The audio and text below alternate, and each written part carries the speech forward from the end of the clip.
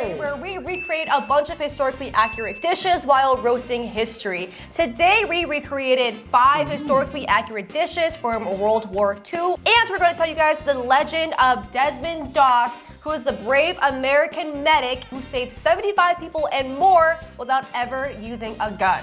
So with that said, let's get it started. Let's get it started!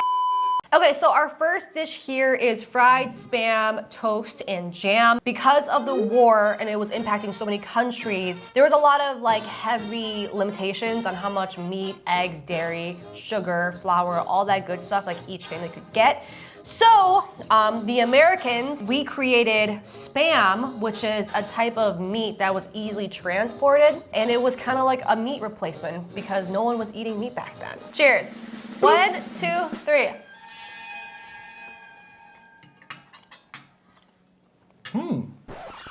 Honestly, dude, it's not that bad. It's got a very like artificial porky flavor. Yeah. You know, it's giving like Lunchables type of meat. This is saltier than me after I lose in a competitive video game, dude. It's salty, bro. This dude just he had a 14-year-old yell a racial slur at him in Fortnite. That's how salty he is. So that was a spam. There's also the toast here with jelly on it. So back in the day, they were not allowed to eat white bread. So they had to eat wholemeal bread, and this is the closest I can get, which is whole wheat. The reason why people were eating this with the jelly and bread was to take the edge off of the saltiness. All right, ready? All right. Cheers. Bloop, cheers. Dude, altogether, it's kind of good. That's really good. Yeah, the jam offsets the taste of and the bread offsets the taste of the spam really well. Can you eat spam like straight out of the can? Yeah, it's cooked. Oh. What? Oh, ew. Jesus It's Christ. squirted. All right, ready? Raw spam for history.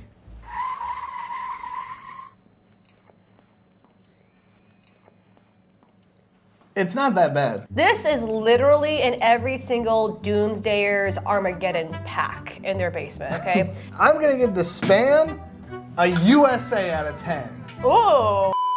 Okay, so let's talk about the tale of Desmond Doss, who was the brave American medic who saved over 75 people in his war career without ever using a gun.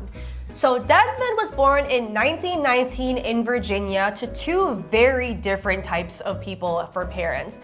His dad was a World War I veteran with a lot of PTSD. He was a lot more serious.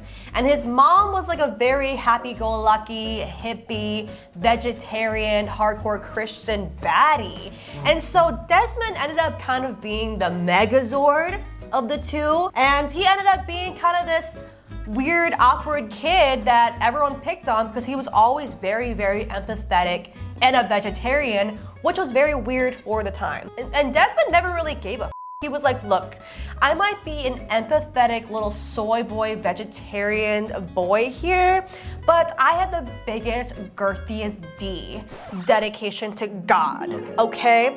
I also have the clenchiest, grippiest wop, worship and prayer. Yeah, right. So they can shut the f up. I don't give a f what they say. And so one thing happened in his life that is going to change the course of his life forever.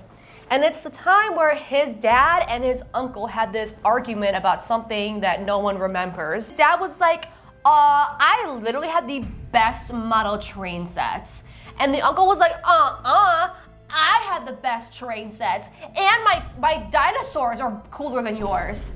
And his dad was like, oh, hell no, bitch, you disrespected me like that? I'm gonna pull a gun on you.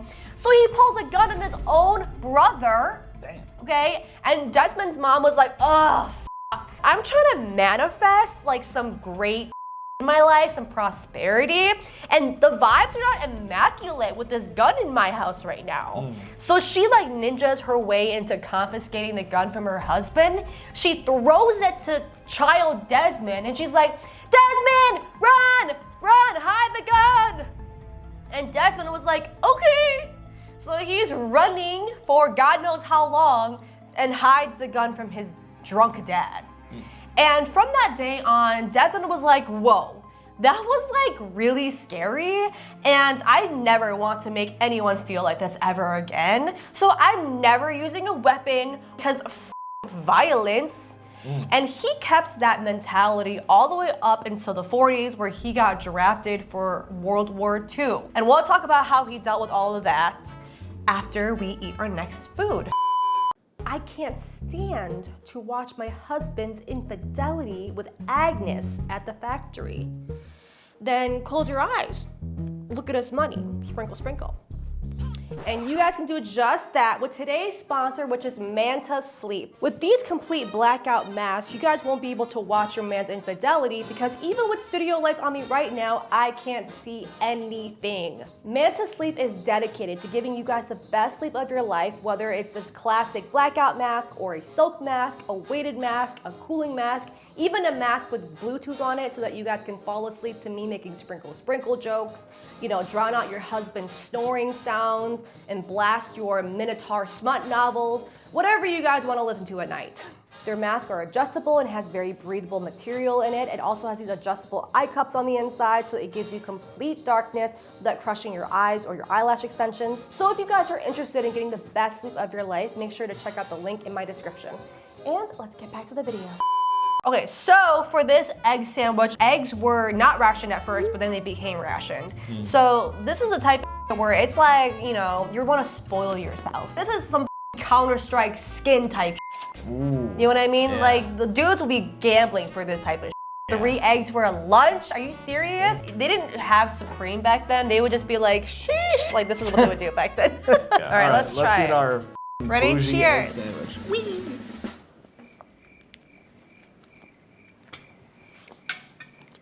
That's so good. This is the type of shit where like dudes would show up at the factory and they would be stunting on them hoes. You know what, bro? If Drake fed me this egg sandwich, call me Millie Bobby Brown. Okay? This is the type of shit that like the generals would give to like their men before they tell them that they're about to die tomorrow. Yeah, you know what I mean? Yeah, dude, the egg sandwich, bro, absolutely Kind of busting. busting. Dude, my balls are busting. This shit is Bro, so good. I literally came because this egg sandwich is so good. I'm gonna give this just a straight up 9 out of 10. Okay, let's get back to our story about Desmond Doss, double D's, okay? He got big D's nuts, okay? So You good? So Desmond gets drafted in 1942 and he tells all these recruitment people, he's like, look, I have like this thing where I don't really use weapons or guns, but put me in, coach. I'm ready to serve my country, I'm ready to serve God, and I'm ready to serve And the army recruit people were like, baby girl, are you serious right now? Like, you're not gonna slay, you're gonna get slayed, and you have 0 riz, bye. And Desmond was like, look, maybe I'm not going to serve on the front lines, but put me in as a medic. If anyone needs after hours assistance, I'll be there for you with my soft vegetarian hands. And the army recruits were like, okay. They put him through a lot of hoops, but they eventually allowed him to be a medic in the army. And even then, he was bullied relentlessly, okay? People were throwing things at him when he was praying. They would threaten to murder him on the field because he was a vegetarian. That was like weird back then. They would make him work on Sundays because they know that, you know, he doesn't want to work on Sundays because of the Sabbath. And they just said a bunch of it was just really mean. But Desmond did not let this phase him. He was just like, nah, I'm in my baddie, dark feminine era. Okay, it's just me, myself, and I. Ooh. I got money mindset. Ooh, okay. he's on his grind set? Yeah, he's not on his grind set. He's like manifesting. And he does this all the way up into the Battle of Okinawa. And we'll talk about that after our next food break. Okay, so next we're gonna have this veggie stew here. And back in the day, because everything was so rationed, the government were really telling people and pushing them to have a victory garden where they would grow a bunch of like veggies and stuff and eat that. And it's super easy, super affordable, and you can feed a bunch of people with this shit. So with that said, let's try our veggie stew. Clank.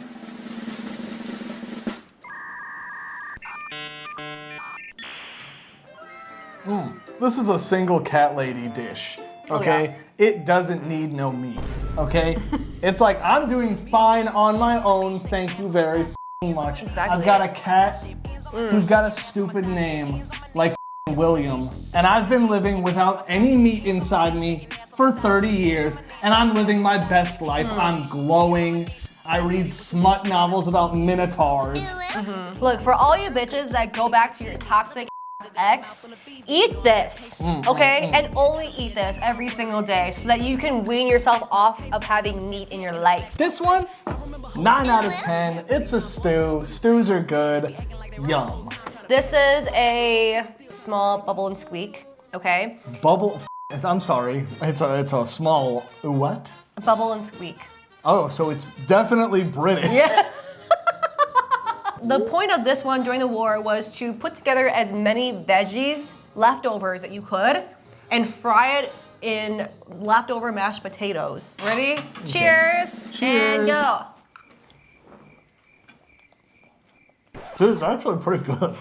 It's actually not bad. That's really good. I mean, for the fact that this is supposed to be a leftovers, like everything in the kitchen sink type dish to save money, that's pretty good. And it's filling because it's potatoes. When people say that they don't like ethnic foods, this is the type of food that I think that they eat. This is literally the most white food ever, though.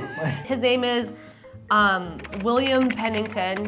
He's 67 and lives in the countryside of the UK, and he doesn't like Indian people. This guy's a former scaffolder, and now he's a pensioner. This dish cried when the Queen died. It's a Brexit voter. This guy was like, we are Brexiting. Okay, so let's get back to our story. Desmond has been in the army for a couple years, and it is now May 5th, 1945, and the Americans are in Okinawa, and they're at this place that the Americans called Hacksaw Ridge. So it's essentially this mini cliff where the Americans are climbing up the cliff to try to secure Okinawa, and the Japanese are at the top shooting at the Americans. So there was tons and tons of wounded soldiers that were too disabled or too wounded to find safety and go back down the cliff. And at this point, the generals are like, oh, like, I don't know what the we're gonna do, this is kind of dangerous. But Desmond was like, no, this is my time. And he has his full-blown Paul Atreides moment. And he's just like, silence! I am Desmond Doss, Duke of Hacksaw Ridge, and I will lead you guys to paradise. And the general was like, okay, like, go for it if you want, but my staying down here, you know? So Desmond climbs up the cliff, you know, and he starts crawling towards the first wounded person that he can see. Yeah. And this wounded guy, you know, he's down looking up at the sun, vision blurry, and all of a sudden, you know, he just sees these two gigantic blobs that are covering the sun. And he looks over, and it's Desmond's huge cojones blocking the sun. He can hear the bass boosted version of Our God. Our God is an awesome God, he reigns. And he can just hear Desmond's soft voice being like, hey dude, like, I'm here now, like, I'm gonna drag your to the edge of this cliff and I'm gonna lower you down. How does that sound? Also, I'm a Christian and you should be a Christian too. But Desmond ends up wrapping this guy's wounds and dragging him to the edge of the cliff and safely lowering him down. And at this point, you might think, oh, maybe that's one and done. He saved one life, amazing. Desmond was like, nah, I'm gonna turn my music up. I'm going to go back in. So he literally starts crawling back to the next wounded person that he sees. Damn. Does the same shit. And he was like hiding in between the little rocks that were like a little bit, they gave him some coverage. And every time that he would dodge like a bullet from a Japanese, he would do like the Fortnite dance. Oh, yeah, He'd be like, F you bitch, you really thought you could shoot me, my friends? Nah. And he does this over and over and over again, okay? The quinoa in his body that day, it was doing overtime. It was doing 2 doubles in a row. Dang. And driving DoorDash on the weekends, all right? He was on one that day because he was healing and dragging people for 12 hours. Holy. And saved over 75 people and himself. 75 reps of dragging people out of Okinawa. I can't even do 75 burpees in 12 hours. It doesn't end there. There's way more to the Okinawa tale than that. So we'll get to that after we have our last dish here, which is this wartime chocolate cake. Because there was so much rations on eggs and sugar and flour, this cake does not have any eggs. It uses vinegar instead to rise it. Vinegar in a cake? Yeah. And there's only 1 cup of sugar and 1 cup of flour. So this is like the type of you would save for like the good days, you know? Like you knew your man was coming home and you were planning to have animal style, Alfred Hitchcock type sex, okay? Let's give it a shot.